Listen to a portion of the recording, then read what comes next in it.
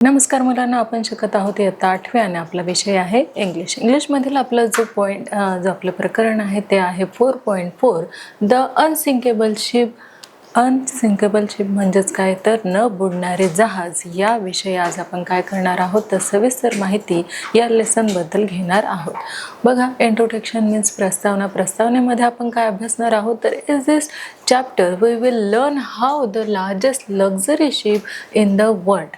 आता आपल्याला टायटॅनिक ह्या जहाजाबद्दल तर सगळ्यांना माहितीच आहे की जगातला सर्वात मोठा भव्य दिव्य असा काय होता तर हा जगातील सर्वात मोठा असा काय होता जहाज होता. The famous Titanic was hit by iceberg and sank down in the ocean taking lives in of many. आता आपल्याला माहिती आहे की तो एका हिमनगाशी काय केलेला होता तर हिमनगाशी त्याची टक्कर झाली होती आणि त्यामुळे अनसिंकेबल जी मोठी शिप आहे, भव्य दिव्य अशी शिप आहे, ती काय झालेली आहे तर बुडालेली आहे. या विषयीचा आज आपण काय करणार आहोत तर सविस्तर माहिती जी आहे ती आज आपण या पाठाबद्दल घेणार आहोत. तर बघा, आपला जो पाठ आहे त्याचं नाव काय आहे मुलांना, द अनसिंकेबल शिप. म्हणजेच अशी शिप जी कधीही बुडणारी नाही. ज्या माणसाने हा जो टायटॅनिक बांधलेला आहे, हा भव्य दिव्य जगातील सर्वात मोठा जो जहाज बांधलेला आहे, तो कधीही बुडणार नाही अशी ग्वाही प्रत्यक्षात कुणी दिली होती तर ज्यांनी हा जो टायटॅनिक आहे ज्यांनी बांधलेला आहे, जे ह्या टायटॅनिकचे कारागीर आहेत, त्यांनी स्वतः अशी ग्वाही दिली होती की हा जो टायटॅनिक आहे तो कधीही बुडणारा नाही. म्हणून त्याला नाव काय दिलं होतं बहा, द अनसिंकेबल शिप. म्हणजे कधीही न बुडणारा जो जहाज आहे, शिप आहे, ती कालांतराने काय झालेला आहे तर हिमनगाशी टक्कर होऊन हा जो जहाज आहे तो हळुवारपणे अगदी समुद्रामध्ये बुडालेला आहे. तर या विषयीच आपण काय घेणार आहोत तर सविस्तर माहिती जी आहे ते आपण ह्या जहाजाविषयी, या टायटॅनिक विषयी, जो जगातील सर्वात मोठा भव्य दिव्य असा काय आहे तर जहाज होता, या विषयीच आज आपण सविस्तरपणे माहिती घेणार आहोत.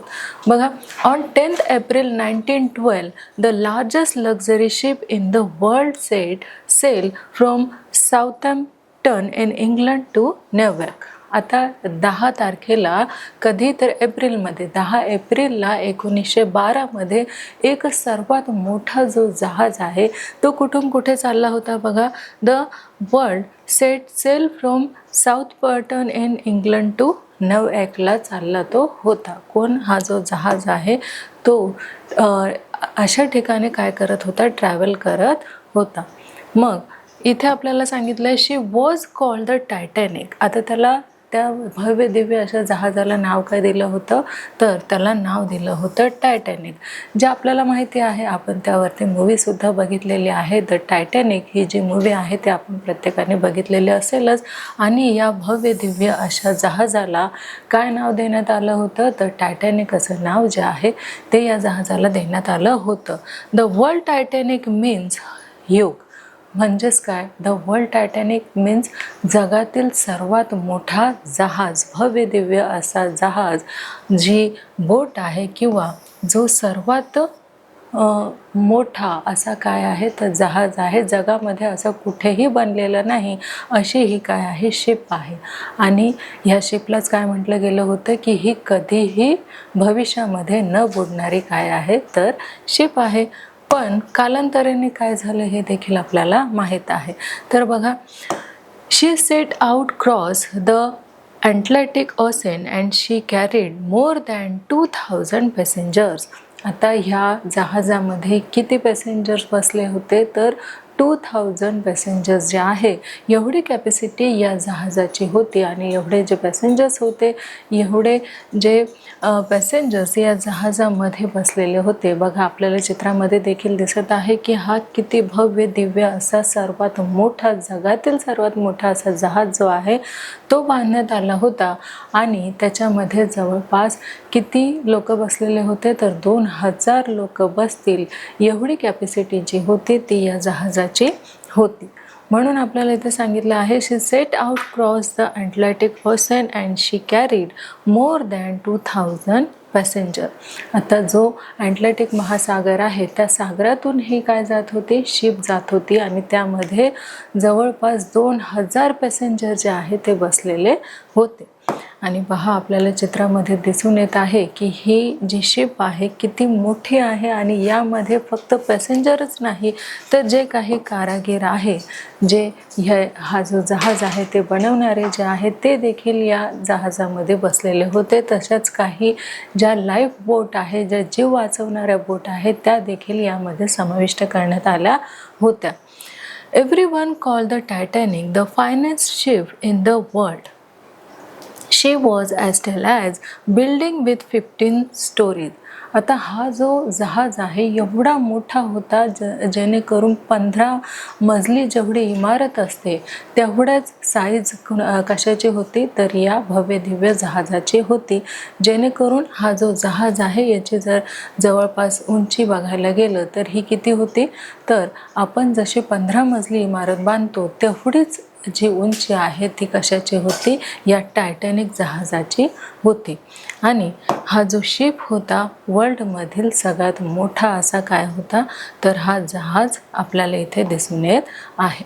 नंतर बघा inside she was like a large hotel with grand staircases, dining room, shops and swimming pools.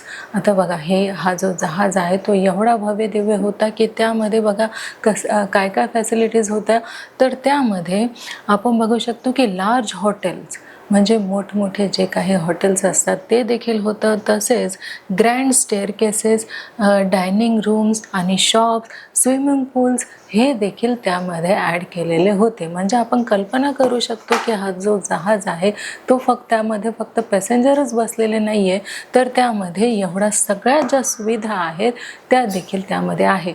जसे की स्विमिंग पूल्स, जहाजामध्ये स्विमिंग पूल्स असू शकतात का, पण या टायटॅनिक जो शिप आहे, जहाज आहे, यामध्ये मात्र स्विमिंग पूल्स आहेत, हॉटेल्स आहेत, त्यामध्ये लिव्हिंग रूम्स आहेत, भरपूर वेगवेगळे काय आहेत तर रूम्स आहेत, किचन्स आहेत. तर सगळ्या ज्या फॅसिलिटीज आहेत त्या कशामध्ये होत्या तर ह्या टायटॅनिक जहाजामध्ये होत्या. They called her the unsinkable ship.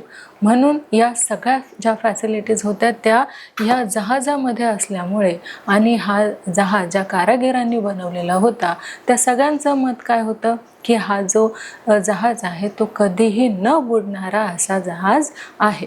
का, कारण साक्षात ह्याची ग्वाही कोण देत होतं तर ज्यांनी ही शिप बनवलेली आहे ते स्वतः म्हणत होते की हा जो जहाज आहे तो कधीही न बुडणारा असा जहाज आहे. Then came the night of 14th April. The sky was clear and the sea was calm. आता 14 एप्रिल आलेली आहे आणि 14 एप्रिलमध्ये कधी तर 14 एप्रिल या तारखेला 14 एप्रिलला काय झालेलं होतं बघा, स्काय जो आहे तो कसा होता, क्लिअर होता. जो आकाश आहे तो कसा होता, अगदी निरभ्र होता. आणि जो समुद्र होता तो कसा होता तर शांत होता. बघा पाऊसही पडत नव्हता किंवा आभाळ हे आलेलं नव्हतं आणि समुद्र देखील खवळलेला नव्हता, तो देखील शांत होता आणि स्काय देखील कसं होतं, निरभ्र होतं. मग मेनी ऑफ द पॅसेंजर्स वर ॲस्लीप. आता सगळे जे काही पॅसेंजर्स आहेत ते आता काय करत होते, मध्यरात्र झाले असल्यामुळे ते झोपलेले होते. आणि ही रात्र कसली होती तर 14 एप्रिलची ही रात्र होती. तेव्हा समुद्र जो आहे तो खवळलेला देखील नव्हता आणि जे स्काय आहे, जो आकाश आहे तो सुद्धा कसा होता, शांत होता, निरभ्र असा होता. Captain Smith. आता हा जो जहाज आहे तो चालवणारा कोण होता तर कॅप्टन स्मिथ होता. Captain Smith knew that there were iceberg near by.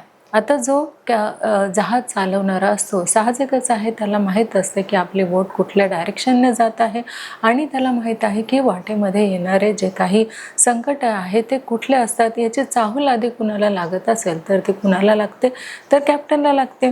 मग आता कुठेतरी कॅप्टनला याची चाहूल लागलेली आहे. कोण होते कॅप्टन तर कॅप्टन स्मिथ यांना कुठेतरी चाहूल लागलेली आहे की मध्यंतरी काय होत आहे तर मध्यंतरी जो आईसबर्ग आहे, आईसबर्ग म्हणजेच काय तर हिमनग, म्हणजेच बर्फाने जे काही बर्फाचे डोंगर असतात ते आता मध्ये आलेले आहेत. So he told a man to keep a watch from the top of the ship. आता इथे कॅप्टन स्मिथने काय सांगितलेलं आहे की तू काय कर, जहाजाच्या अगदी वरच्या मजल्यावर जा आणि तिथून तू काय कर, ऑब्झर्वेशन कर, निरीक्षण कर की काहीतरी होण्याची संभावना आहे. अशी जी चाहूल आहे ती कुणाला लागली होती, तर कॅप्टन स्मिथला लागली होती. म्हणून त्याने काय केलेलं आहे, तर एका माणसाला त्याने टॉपवरती म्हणजे जहाजाच्या अगदी वरच्या मजल्यावरती उभं राहायला सांगितलेलं आहे आणि नजर ठेवायला सांगितलेली आहे की बाबा काहीतरी घडण्याची शक्यता आहे, तर तू बघ की काहीतरी ह्या बोट ज्या डायरेक्शनने जात आहे तिथे नक्कीच काहीतरी असल्याची चाहूल जी आहे ती कॅप्टन स्मिथला लागलेली आहे. म्हणून बघा त्याने आधीच काय केलेलं आहे, तर त्याने आधीच एक माणूस जो आहे तो बोटच्या अगदी वरच्या मजल्यावर पाठवलेला आहे आणि त्याला नजर ठेवण्यास सांगितलेली आहे. Suddenly at 11:40 PM the man सॉ समथिंग ही ग्रेव कोल्ड विथ फेअर. आता अचानक किती रात्रीचे किती वाजलेले आहे, तर 11:40 झालेले आहे आणि अचानक बघा काय झालेलं आहे, तर सॉ समथिंग ही ग्रेव कोल्ड विथ फेअर. आता इथे बर्फाने काय झालेलं आहे, तर तो गारठलेला आहे आणि मग त्याला कळलेलं आहे की इथे काहीतरी समोर जे आहे या जहाजाच्या समोर काहीतरी येणार आहे. कारण इथे काय दिसत आहे त्याला, तर तो अगदी थंडीने अगदी गारठलेला असल्यामुळे त्याला आता कशाचे चाहूल लागलेले आहे बघा. ही huge iceberg stood right in the path of the Titanic. Iceberg हे एल्ड. आता अचानक तो अगदी गारठला गेला, अगदी कोल्ड तो झालेला आहे, थंडीने तो कापत आहे आणि त्याला अचानक समोर काय दिसलेलं आहे, तर अचानक त्याला समोर एक हिमनग दिसलेला आहे. खूप मोठा जो काही हिम डोंगर आपण त्याला म्हणू, आइसबर्ग ज्याला आपण म्हणू, म्हणजेच एक डोंगरच बर्फाचा त्याला दिसलेला आहे. त्यालाच काय म्हटलं जातं, तर आइसबर्ग म्हटलं जातं. त्याने आइसबर्ग समोर बघितला आणि ओरडायला लागला की समोर काय आहे. खूप ओरड करायला लागला आणि म्हणायला लागला की आइसबर्ग. त्याला काय दिसलं समोर, तर आइसबर्ग दिसलेला आहे. हिम नग जो आहे तो त्याला बल्लाढ्य अशा स्वरूपात दिसलेला आहे. आणि मग captain Smith fought hard to steer the Titanic away from the iceberg. आता त्याला कॅप्टन स्मिथ जो आहे त्याला समजलं होतं की जहाजाच्या मध्यंतरी काहीतरी येत आहे किंवा काहीतरी समोर धोका आहे. म्हणून त्याने काय केलेलं, तर एका माणसाला त्याने टॉपवरती पाठवलेलं आहे आणि तिथून त्याने आरडाओरड करायला सुरुवात केलेली आहे की बाबा समोर काय येत आहे, तर एक हिमनग येत आहे. म्हणून कॅप्टन स्मिथने काय केलेलं आहे, तर ती जी स्टेअर आहे, जहाज जो आहे तो वळवण्याचा त्याने प्रयत्न केलेला आहे. मग जेव्हा कॅप्टन स्मिथने जहाज वळवण्याचा प्रयत्न केला तेव्हा अचानक बघा काय झालेलं आहे, but the ship change direction slowly and her side scrap the mountain of ice. आता इथे त्याला कळलं की आता मध्ये काय आलेलं आहे, हिमनग आलेला आहे. म्हणून त्यांनी काय केलेलं आहे, जहाज जो आहे तो वळवायला त्यांनी सुरुवात केली. पण अगदी त्यांचं अंतर जे आहे ते कमी असल्यामुळे काय झालेलं आहे, तर जहाजाचा एक जो टोक आहे तो मात्र कशाला टक्कर झालेली आहे, तर हिमनग जो आहे त्याच्याशी. जो डोंगर आहे बर्फाचा त्याला मात्र टायटॅनिकची एक जी साईड आहे ती घासली गेलेली आहे आणि जहाज वळला गेला, पण अगदी स्लोली वळला गेला. सावकाशपणे तो जहाज जो आहे तो वळला गेलेला आहे. म्हणजे जो कॅप्टन आहे, कॅप्टन स्मिथ, त्याने प्रयत्न केला की आपण काय करायचं आहे की ह्या हिमनगला जहाज जो आहे तो न थाडता किंवा याला न टच करता आपल्याला हळुवारपणे जहाज जो आहे तो ह्या हिमनगापासून बाजूला घेऊन जायचा आहे. पण हे जे अंतर आहे कमी असल्यामुळे काय झालेलं आहे, त्यांनी जहाज जो आहे तो वळवलेला तर आहे, पण त्याचा एक जो भाग आहे तो मात्र कशाला घासला गेलेला आहे, तर तो ह्या हिमनगाला, या बर्फाच्छादित डोंगराला घासला गेलेला आहे. A shower of ice fell on the decks and the iceberg cut holes along the ship's side. तर पहा मुलांनो इथे काय झालेलं आहे, तर अ शॉवर ऑफ आईस फेल. आता सगळीकडे काय होत होतं, तर हिमवर्षाव होत होता. म्हणजे वरच्या मजल्यावर हा जो जहाज आहे त्याच्या वरच्या मजल्यावर हिमवर्षाव होत होता आणि खालचा जो तळ आहे तिथे काय होत होतं, पाणी जे आहे ते आतमध्ये वेगाने शिरत होतं. मग आता हे जे पाणी आहे ते आतमध्ये वेगाने शिरत होतं. वरच्या मजल्यावर काय होत होतं तर जो काही हिमवर्षाव आहे तो देखील होत होता. मग water began to pour into the lower decks. Most passengers heard nothing and slept on. भरपूर पॅसेंजरला असं हे माहीतच नव्हतं की नेमकं काय होत आहे, कारण ते झोपेमध्ये होते आणि त्यामुळे इथे वरच्या मजल्यावर मात्र हिमवर्षाव चालू झालेला आहे आणि अतिशय वेगाने खालचे जे मजले आहे तिथे पाणी भरायला सुरुवात झालेली आहे. आणि हे याची कल्पना जी आहे पॅसेंजरला नाही आहे, कारण ते कसे आहेत तर झोपेच्या अवस्थेमध्ये असल्यामुळे त्यांना मात्र ह्या गोष्टीची कल्पना आलेली नाही आहे. मग कॅप्टन स्मिथ अँड हिज क्रेव would not stop the water flooding through the ship. आता कॅप्टन स्मिथ आणि त्यांचे जे सहकारी आहेत त्यांना मात्र हे जे पाणी आहे ते आत शिरणार नाही याची खबरदारी त्यांनी घेतली होती, पण ते करू शकले नाही. ते पाणी आतमध्ये येण्यापासून रोखू शकले नाही. मग हे जे स्मिथ आहे, कॅप्टन स्मिथ आहे आणि त्यांचे जे काही सहकारी आहे त्यांनी खूप प्रयत्न केला आतमध्ये पाणी येऊ नये किंवा जे पाणी आलेलं आहे ते पाणी बाहेर काढण्याचा प्रयत्न देखील कॅप्टन स्मिथ आणि त्यांच्या सहकार्याने केलेला आहे, पण त्यांना इथे काही सक्सेस जे आहे ते मिळालेलं नाही. They knew the Titanic was in great danger. The unsinkable ship was sinking. आता इथे काय झालेलं आहे की knew the Titanic was in great danger. आता इथे एक गंभीर परिस्थिती निर्माण झालेली आहे आणि जो कधीही न बुडणारा असा जहाज आहे तो मात्र आता काय होऊ लागलेला आहे, हळूहळू मात्र तो आता बुडू लागलेला आहे.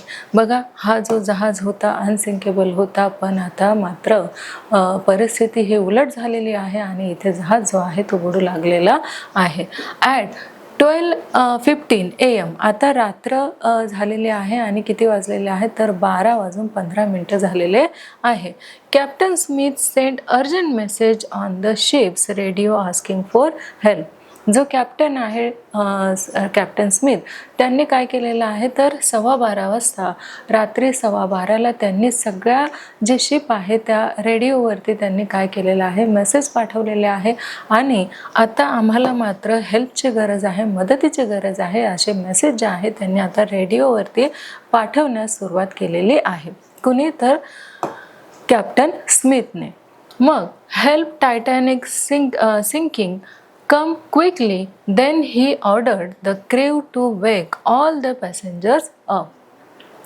त्यांनी काय हेल्प मागितलेली आहे की आता आमची मदत करा, जो आमचा जहाज आहे टायटॅनिक तो आता बुडण्यास सुरुवात झालेली आहे, म्हणून तुम्ही आमची काय करा तर मदत करा. आणि सगळे जे पॅसेंजर्स आहेत त्यांना आता उठवायला त्यांनी काय केलेलं आहे, सुरुवात केलेली आहे. बघा, इथे आपल्याला एक टायटॅनिक दिसत आहे आणि त्या टायटॅनिक आता काय झालेला आहे तर तो बुडण्यास इथे सुरुवात झालेली आहे आणि कॅप्टन स्मिथ जे आहे ते त्यांच्या सहकाऱ्यांना सांगत आहे की आता प्रत्येक पॅसेंजरला तुम्ही काय करा, उठवा. आणि त्यांनी स्वतः काय केलेलं आहे की जे काही रेडिओ असतात प्रत्येक बोटमध्ये किंवा जहाजामध्ये, मोठमोठ्या जहाजामध्ये त्यांना आता मेसेजेस पाठवलेले आहे आणि त्यांना सांगितलेलं आहे आमचा जो जहाज आहे तो बुडत आहे, आम्हाला तुमच्या मदतीची गरज आहे. A ship called the California was only 20 miles away, but she did not receive Titanic message. आता जो एक जहाज आहे त्याचं नाव बघा काय आहे तर कॅलिफोर्निया हे त्याचं नाव आहे आणि हा जो जहाज आहे किती अंतरावर होता तर 20 मिल्स अंतरावर होता. तरी सुद्धा हा जो जहाज आहे त्यांच्या मदतीला जाऊ शकला नाही. का? कारण जे रेडिओ आहेत ते बंद करून ठेवण्यात आले होते, म्हणून त्या जहाजापर्यंत काय पोहोचू शकला नाही, मेसेज पोहोचू शकला नाही जो कॅप्टन स्मिथने दिला होता की आता आम्हाला काय करा तर मदत करा, आमचा जो जहाज आहे तो डुबण्याच्या परिस्थितीमध्ये आहे. पण जो कॅलिफोर्निया जो जहाज आहे तिथपर्यंत मेसेज पोहोचलाच नाही, कारण त्यांनी काय केलं होतं, रेडिओज बंद करून ठेवलेले होते. Her radio was turn off and the radio operator was asleep. तिथला जो काही कॅलिफोर्नियाचा जो कोण आहे तर रेडिओ ऑपरेटर जो आहे त्याने काय केलं होतं, तो झोपी गेला होता आणि त्याने मात्र जो रेडिओ आहे तो बंद करून ठेवला होता, म्हणून त्या जहाजापर्यंत काय पोहोचू शकला नाही तर हा जो कॅप्टन स्मिथ आहे त्याचा जो मेसेज आहे तो मात्र पोहोचू शकला नाही. Another ship called the Carpathia heard the Titanic's calls and sailed at full speed towards her. आता हा जो एक जहाज आहे ज्यांच्यापर्यंत मेसेज पोहोचलेला आहे, पण तो जो जहाज आहे कार्पॅन्थिया हा खूप दूर होता टायटॅनिकपासून, तरीसुद्धा त्यांना हा मेसेज मिळाला की टायटॅनिक आता बुडत आहे. म्हणून त्यांनी फुल स्पीडने टायटॅनिक जवळ येण्याचा काय केलेला आहे तर प्रयत्न केलेला आहे, जेणेकरून त्यांच्यामध्ये ज्या काही जीव वाचवणाऱ्या बोटी असतात त्या उतरवून टायटॅनिकमधले जे काही पॅसेंजर्स आहेत त्यांचे जीव वाचावेत म्हणून हा जो जहाज आहे अगदी वेगाने फुल स्पीडने टायटॅनिककडे येण्याचा प्रयत्न करू लागला होता. मग unfortunately the Carpathia was far away and she took over 3 hours to reach the Titanic. आता हा जो जहाज आहे कार्पेंथिया हा खूप दूर होता, जवळपास त्याला 3 तास तरी लागणार होते कुठे पोचायला तर टायटॅनिक या जहाजापर्यंत पोचायला त्याला मात्र 3 तास लागणार होते, कारण त्यांचं अंतर जे आहे ते खूप दूर असल्यामुळे हा जो जहाज आहे तो वेगाने तिथे पोहोचण्याचा प्रयत्न करत होता, तरी देखील त्याला किती वेळ लागणार होता तर 3 तास टायटॅनिक जवळ यायला लागणार होते. मग Meanwhile, the Titanic was sinking rapidly. आता मात्र काय झालेलं आहे तर हा जो जहाज आहे टायटॅनिक हा जो जहाज आहे आता तो स्पीडने बुडू लागायला त्याची सुरुवात झाली होती. The crew lowered the lifeboats into the sea, but there was only enough space in the boat for a few hundred passengers. त्याच्यामध्ये लाईफ बोट्स ज्या होत्या त्या टायटॅनिक जहाजामध्ये होत्या, पण ह्या एवढ्या प्रमाणात नव्हत्या की सगळ्या जे पॅसेंजर्स आहेत त्यांचे प्राण वाचू शकतील. एवढ्या ज्या बोटी आहेत त्या मात्र या जहाजामध्ये नव्हत्या, कारण हा जो जहाज आहे ज्यांनी बनवला होता त्यांना सुद्धा विश्वास होता की हा जो जहाज आहे कधीही बुडणार नाही. म्हणूनच काय केलं होतं की या जहाजामध्ये कमी बोटी ज्या आहेत, ज्या लाईफ बोट आपण त्याला म्हणतो, म्हणजेच अशा बोटी की जहाजामध्ये मोठमोठ्या जहाजामध्ये जर काही झालं तर या बोटींद्वारे पॅसेंजर्सला किनाऱ्यापर्यंत पोहोचवलं जाईल आणि त्यांचे प्राण वाचवले जाईल. असे काय आहेत तर ह्या ज्या बोटी आहेत त्या संरक्षणासाठी म्हणून ह्या मोठमोठ्या जहाजांमध्ये ठेवल्या जातात, पण टायटॅनिकमध्ये देखील ठेवण्यात आल्या होत्या, पण पुरेशा प्रमाणात नाही. कारण आपल्याला माहिती आहे की टायटॅनिकमध्ये जवळपास 2000 पॅसेंजर हे ट्रॅव्हल करत होते आणि त्या मानाने तेवढ्या मात्र लाईफ बोट तिथे नव्हत्या. पण जेवढ्या काही बोटी होत्या त्या सगळ्या बोट ज्या आहेत त्या आता पाण्यात उतरवण्यात आलेल्या आहे आणि तिथे फक्त काहीशे एवढेच काय बसणार आहेत तर एवढेच काही शंभरीमध्येच काय बसणार आहेत तर जे पॅसेंजर्स आहेत तेच फक्त ट्रॅव्हल करणार आहेत किंवा लाईफ बोटमध्ये बसतील, एवढ्याच बोटी ज्या आहेत त्या टायटॅनिकमध्ये होत्या. The Titanic had more than 2000 people on board. The ship began to tilt into the sea. आता मात्र त्याच्यामध्ये किती पॅसेंजर्स होते तर 2000 पॅसेंजर्स होते, पण आता त्याने वेगाने डुबायला सुरुवात केलेली होती टायटॅनिक जहाजाने आणि इथे मात्र तेवढ्या लाईफ बोट ज्या आहेत त्या उपस्थित नव्हत्या. मग people began to jump from the decks into the ice cold water. आता साहजिकच आहे, कुठलाही पॅसेंजर असो त्यांना आता आपला जीव वाचवायचा होता, म्हणून त्यांनी काय केलेलं आहे तर जे काही आईस कोल्ड आहे म्हणजेच जे काही बर्फाच्छादित डोंगर आहे किंवा बर्फाच्छादित ज्या काही रांगा आहेत तिथे मात्र त्यांनी आता जंप करायला, उड्या मारायला सुरुवात केलेली आहे.